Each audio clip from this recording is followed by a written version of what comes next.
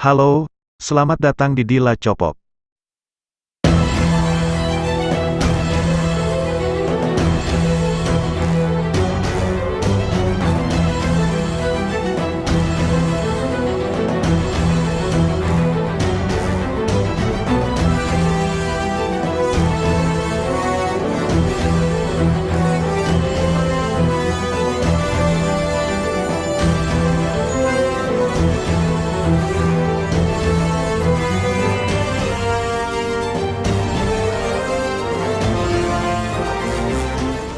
Satoru Gojo dan Sukuna adalah dua karakter yang menjadi kunci dalam cerita di seri Jujutsu Kaisen. Keduanya juga merupakan dua karakter populer di antara karakter lainnya di seri ini. Mereka bahkan sudah menjadi ikon di kalangan para fans. Sosok Gojo Satoru sendiri merupakan guru dari sang protagonis utama, Yuji Itadori. Di sisi lain, dia juga merupakan penyihir Jujutsu terhebat yang ada saat ini.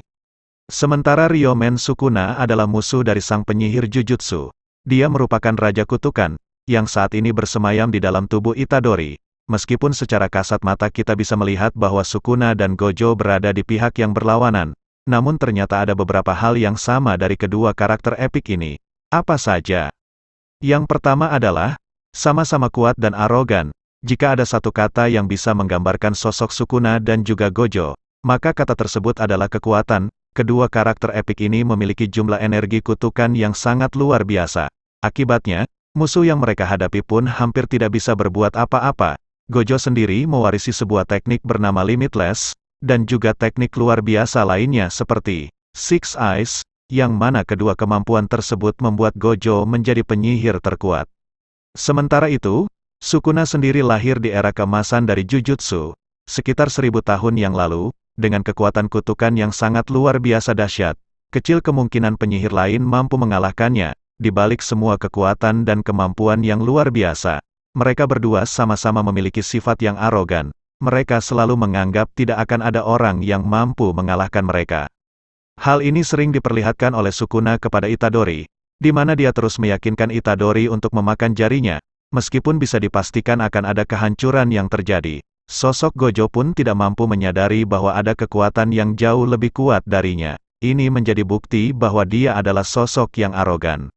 Yang kedua adalah, sosok yang sadis dan mengerikan. Sosok Gojo Satoru seringkali bertingkah konyol dan kekanak-kanakan.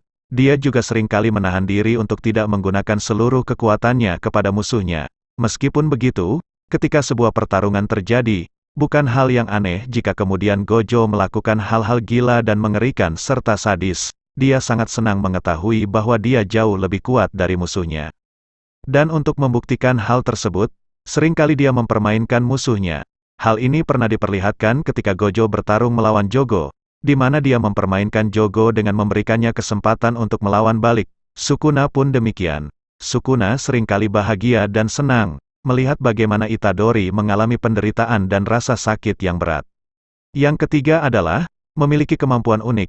Mengingat kekuatan yang mereka miliki, rasanya memang tidak mengherankan jika domain ekspansion milik Gojo dan juga milik Sukuna sangat unik. Domain ekspansion milik Sukuna adalah Malevolent Shrine, di mana teknik ini tidak menciptakan sebuah ruang pemisah dengan sebuah pembatas. Sebaliknya, akan muncul semacam rute pelarian, dan melalui rute tersebut, maka area yang terkena efek ini akan meluas sampai 200 meter.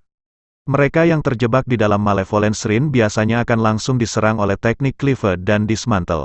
Sementara itu, domain ekspansion milik Gojo adalah Ultimate Void. Dia memanfaatkan Limitless miliknya untuk menggunakan domain ekspansion ini. Gojo akan menjebak korbannya di dalam domain miliknya dan terus memberikan berbagai informasi yang membuat mereka tidak berdaya. Mereka pun tidak bisa kabur dari sana. Yang keempat adalah, memiliki ketertarikan terhadap Yuji Itadori. Baik Sukuna ataupun Gojo ternyata sama-sama memiliki ketertarikan dengan sosok Yuji Itadori. Bahkan, keduanya pun sama-sama memiliki pengaruh besar terhadap hidupnya. Yuji Itadori saat ini adalah wadah bagi sosok Sukuna, setelah sebelumnya dia memakan jari milik Sukuna, dan seringkali Sukuna menunjukkan upayanya untuk bisa mengambil alih tubuh Itadori. Sementara itu Gojo memanfaatkan kemampuan luar biasa yang dimiliki oleh Itadori untuk bisa menahan Sukuna selama mungkin. Dia berharap bahwa sang Raja Kutukan bisa dihancurkan untuk selamanya. Karena itulah, sebenarnya Itadori bukan hanya harus menghadapi ancaman dari sosok Sukuna saja. melainkan juga dari sosok Gojo. Dan yang kelima adalah, terjebak dalam sebuah objek kutukan, tidak mampu menghabisi Sukuna dengan sempurna. Akhirnya para penyihir Jujutsu zaman dahulu memutuskan untuk memisahkan seluruh anggota tubuhnya, dengan menyebarkan 20 jari miliknya ke berbagai penjuru dunia. Hal inilah yang membuat jari Sukuna kemudian dianggap sebagai objek kutukan yang sangat kuat, dan setelah sekian lama, akhirnya giliran Gojo yang kemudian terjebak di objek kutukan.